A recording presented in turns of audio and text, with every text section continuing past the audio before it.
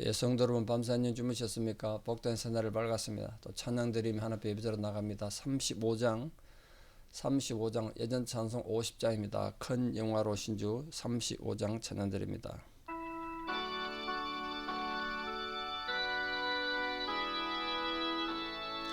큰 영화로 신주 이곳에 오셔서 이 모인 자들로 주 백성 삼으사 그 중에 항상 계시고 그 중에 항상 계시고 큰 영광 나타내소서.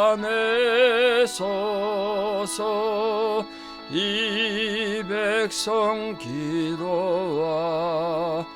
또 예물 드림이 향내와 같으니 곧 받으옵소서. 주 예수 크신 복음을 주 예수 크신 복음을 만 백성 듣게 하소서. 이 우리 자손들 다 주를 기리고 저 성전들 같이 기나게 하소서. 주 구원하신 능력을 주 구원하신 능력을 늘 끝날까지 주소서.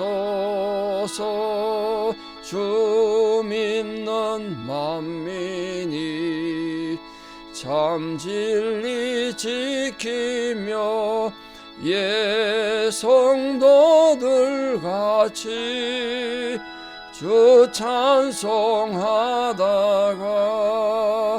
저 천국 보좌 앞에서 저 천국 보좌 앞에서 늘 찬송하게 하소서. 아멘.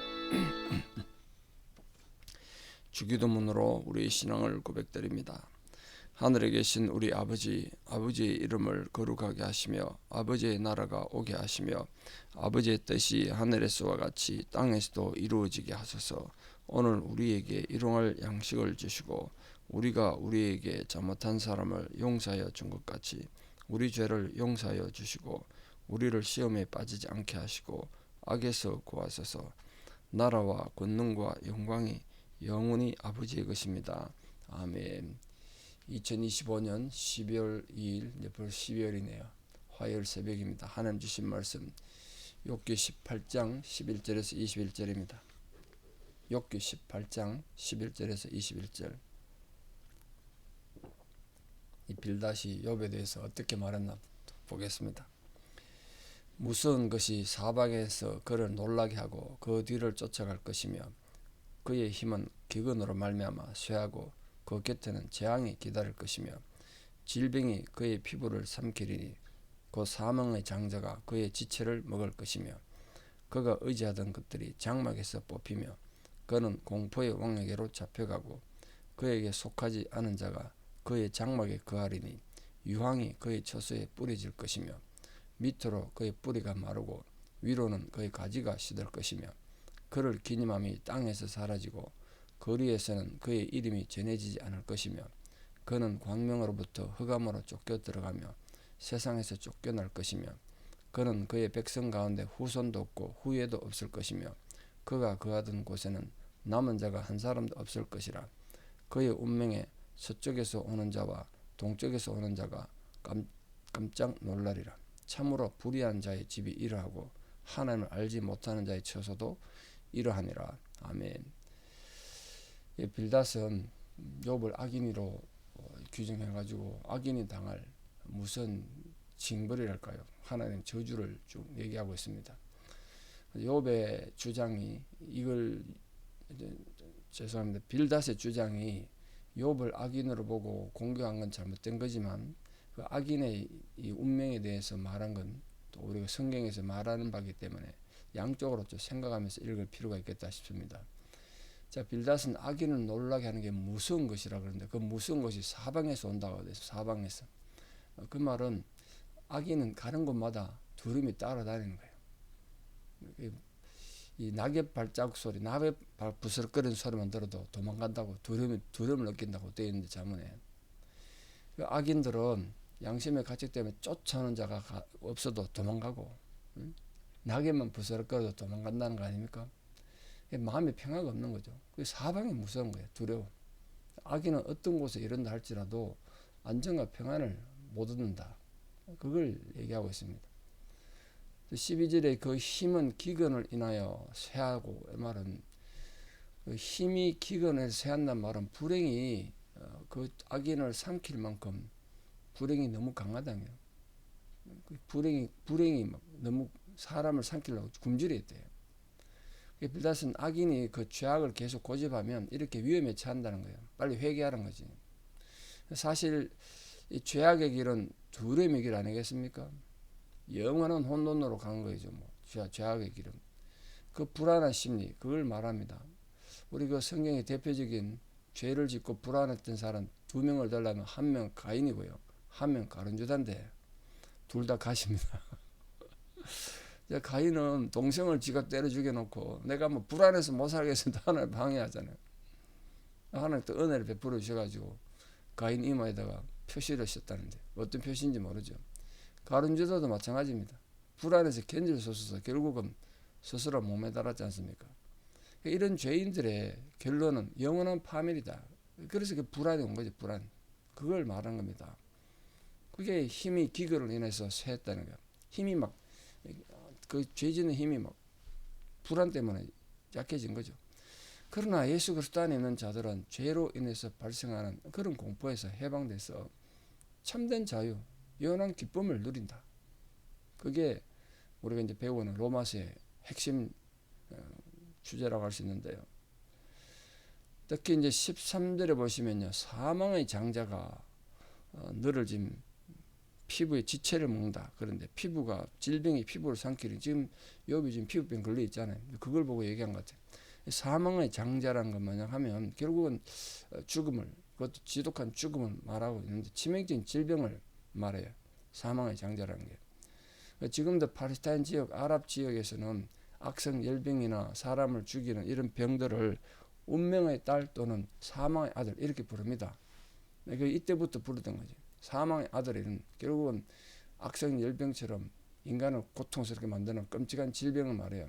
그래서 빌닷은 사망의 장자가, 다시 말해서 끔찍한 질병이 악인의 온몸을 쳐서 다시 회생할 수 없는 상태로 몰아넣었다. 욥이 그렇다는 거죠. 지금 악성 피부병 들어있으니까. 그래서 그가 의뢰하던 장막에서 뽑힌다고 말하고 있는데 그 장막이란 결국 어딜까요? 사람 육신 거쳐져. 뭐 집이란 뜻도 되지만 우리 이 장막이 육신의 장막이죠. 장막. 우리 몸. 자기를 도우리라고 믿었던 그 모든 것이 떠나가고 이제 의뢰할 만한 것이 아무것도 없고 심지어는 육신에 거쳐 장막마저도 자기가 못 가진다. 악인이 그런 존재가 될 거라는 거예요. 질병에 의해서 망하고 그 저주에 서 망한다는 거예요. 하나님 이처럼 악인들이 하나님보다 더 의지하던 이 세상에 속한 것들을 전부 혼란하게 만들고 영원한 허물을 맛보게 한다는 거예요. 그래서 공포의 왕이, 공포의 왕 14절 보시면 공포의 왕으로 잡혀간다고 되는데 공포의 왕은 사단이나 뭐 이런 것보다도 죽음 자체를 만든다. 죽음 자체. 왜 인간은 죽음을 다 두려워하니까. 세상에서 악인의 결국은 죽음으로 끝난다는 거예요. 공포의 왕에 잡혀가니까. 이 죽음은 그 악인 대신에 그 악인의 장막에 거한다는 거 아닙니까? 온갖 파멸과 두려움을 제공하는데 그 장막에. 뿐만 아니라 하나님께서 하늘로부터 유황을 그 처소에 내려서 그 장막을 인간 육신의 장막, 집, 실제 말하는 집, 이 다 말하는 거예요. 완전히 폐허로 만들 것이다. 우리 대표적인 게 소돔 고모라 아니겠습니까? 그렇게 한다는 거예요. 이처럼 악인은 이 세상에서뿐 아니라 죽음 이후에도 평안을 못 누리고 방황한다는 평안을 못 누려. 죽음 이후에도 평안이 없다.